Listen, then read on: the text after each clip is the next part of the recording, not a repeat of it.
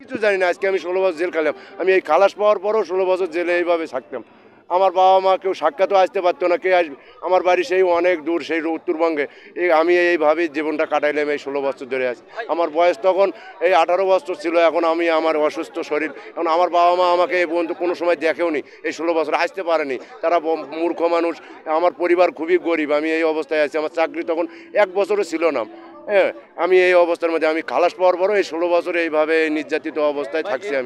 আমি ওই মুহূর্তে ঢাকা পিলখানাতেই ছিলাম, কিন্তু আমি ছাত্র মেডিকেলের কোর্স করতেছিলাম। আমি এক ট্রেনিং শেষ, বাংলাদেশ ITS চট্টগ্রাম থেকে ট্রেনিং শেষ করে রিক্রুটিং পাস করে মাত্র এই সবে পিলখানায় জয়েন করেছি 7 সাল থেকে 8 সালে, 1 বছরই আমার চাকরি। আর ওই ঘটনার সময় আমি কোনো কিছু জানিও না। আজকে আমার বাবা মা বৃদ্ধ মানুষ, আমার মা চোখে দেখে না, আমি বড় ছিলাম, আমার 2টি ভাই বোন আছে, তারাও আজকে অসহায়। সবাই আমরা 16 বছর ধরে এই মানবতার জীবনযাপন করতেছি।